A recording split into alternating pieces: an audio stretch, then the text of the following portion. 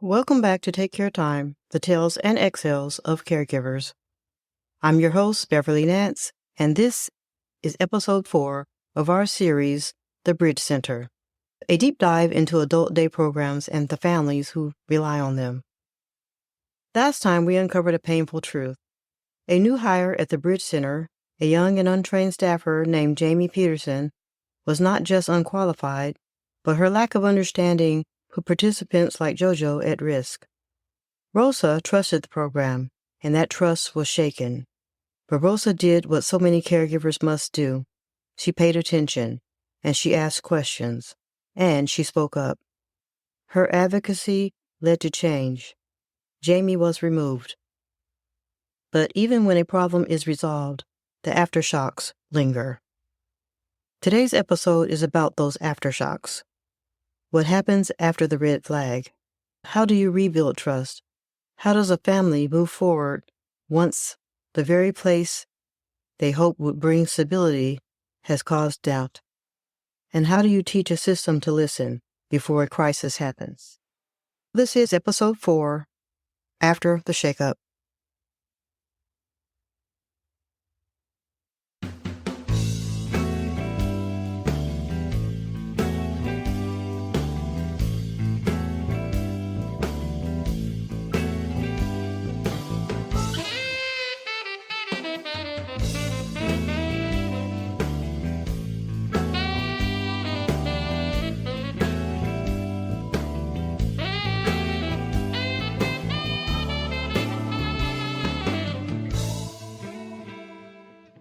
It's been 3 days since Jamie was let go. On the outside, everything at the Bridge Center looks the same. The van arrives on schedule. JoJo walks to the door with his usual quiet steps. Lisa, the transportation aide, greets him with her familiar smile. But inside Rosa, things are different. As the van drives away, Rosa doesn't wave this time. She stands still, arms crossed, jaw tight. She still remembers the look on JoJo's face when he came home quiet. She still replays the way he clutched his sleeve, the bruise, the silence, and worst of all, the not knowing. She turns in her driveway and walks into the house and sits at the kitchen table. Phone in hand, she knows what she has to do next.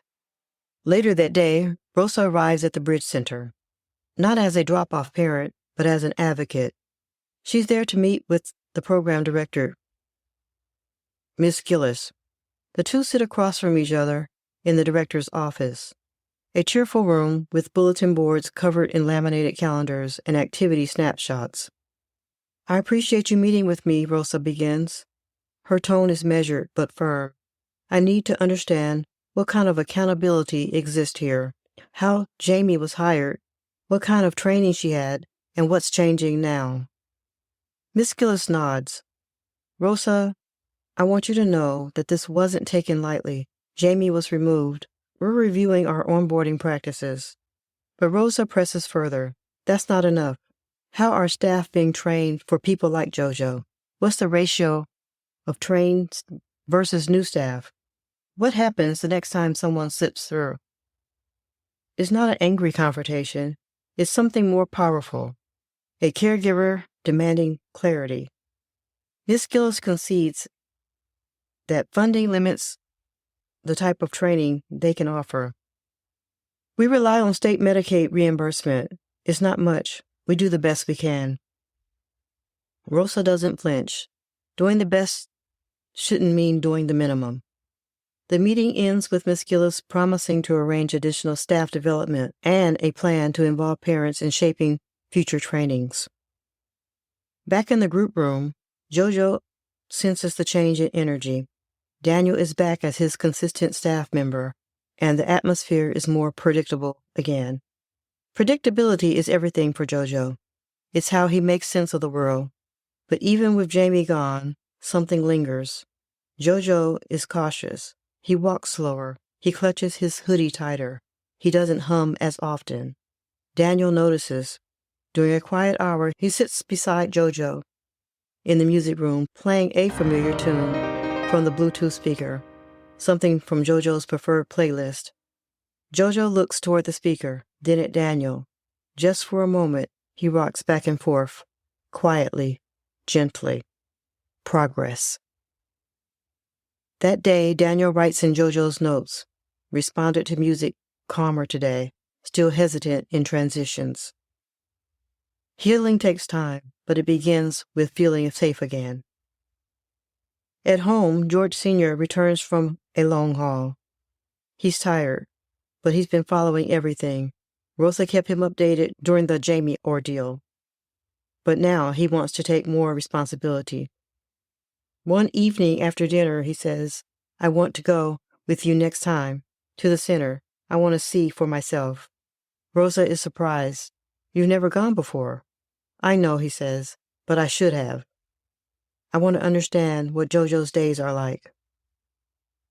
A few days later, George and Rosa attend the Bridge Center's open house. George watches Daniel interacting with JoJo. Patient, consistent, kind. He walks through each room, reads the activity boards, and takes in the energy of the place. On the ride home, he says, "It's better than I expected, but it still needs work." Rosa smiles. "That's how I feel every day." At the Bridge Center, a staff training session is underway. For the first time, it includes a parent panel. Rosa is one of the speakers. She stands before a group of aides and case managers, some new, some seasoned. She tells JoJo's story, not just about the bruise, but about what it felt like to hand over her son, to trust strangers with his care, and what it felt like when that trust was shaken. She doesn't shout. She doesn't cry. She just tells the truth. One staff member raises their hand. "What's the best way we can earn a parent's trust?" Rosa answers simply, "Listen, see our kids, learn who they are, not just their diagnosis. And when something doesn't feel right, say something, even if it's uncomfortable." Not long after, Rosa is invited to join the county's Family Advisory Council for Developmental Disability Services. It's a volunteer role, but it gives her a seat at the table where policy meets practice. She learns more about funding, structures, provider regulations, and the challenges program directors face. But she also brings something vital to the conversation: lived experience. Rosa begins working with a small team of caregivers to draft a proposal for state-level training standards. The goal? Ensure every new hire in day programs receives meaningful orientation, not just policies, but people-first training. The proposal includes caregiver videos, testimonials, and checklists for sensitivity and communication. It's not law yet. It's just a seed, but it's planted. The aftermath of a shakeup is a chance to rebuild, but better. Rosa and George didn't stop at protecting their son. They stepped forward into a larger fight for consistency, for training, for dignity. JoJo, too, is adjusting. Slowly, the humming returns. His routines settle, and while he may never say with words how he feels, his rhythm, steady and sure, is its own kind of gratitude. Adult day programs should never just be a place to go. They should be places of safety, of structure, of potential. But that only happens when caregivers speak up, when staff listen, and when systems change from the inside out. In our future episodes, we will meet with new families navigating their first experience with the waiting list for services and how uncertainty of the not yet can shape your entire life. Because for every JoJo who gets a spot, there are hundreds still waiting.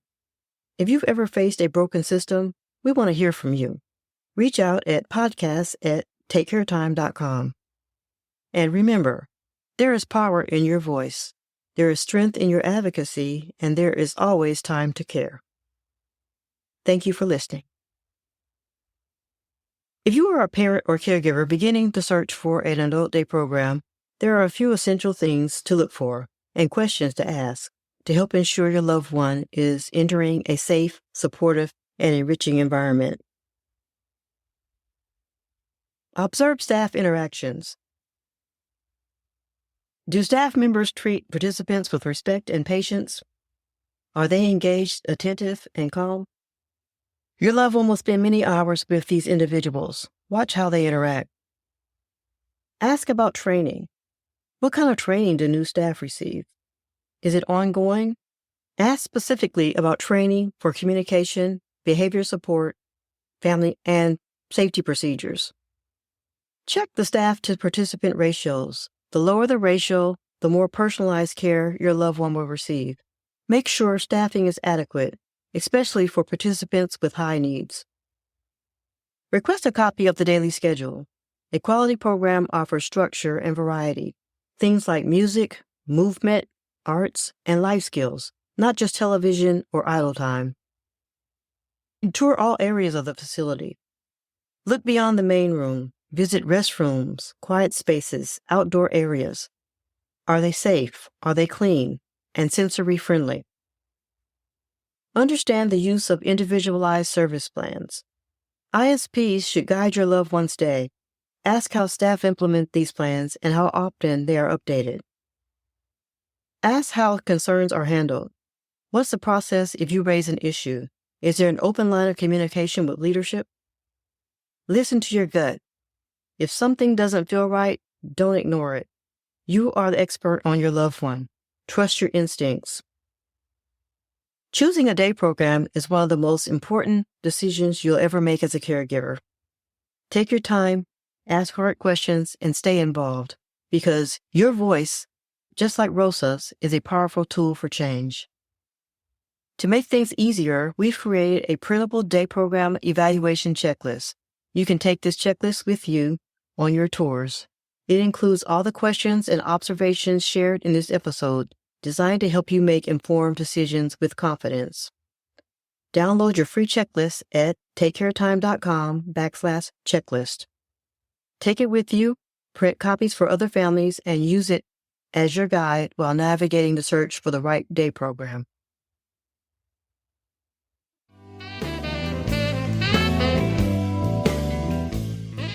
As you advocate, investigate, and show up day after day, don't forget, caregivers need care too. The Take Care Time Respite Box is curated just for you. Each box is filled with soothing items and self-care tools designed to help you recharge during your moments of rest. Whether it's calming teas, comfort snacks, puzzles, or gentle reminders that you matter too, this box is an invitation to pause, because you can't pour from an empty cup. Treat yourself or a fellow caregiver to the Take Care Time Respite Box. You deserve care every day, not just someday. Please note that this episode features reenactments and dramatized details. While in most cases, the exact verbatim dialogue may not be known, all dramatizations are grounded in thorough research and crafted to honor the stories shared. To respect the privacy and confidentiality of individuals involved, names and some identifying details have been changed. Until next week, take care.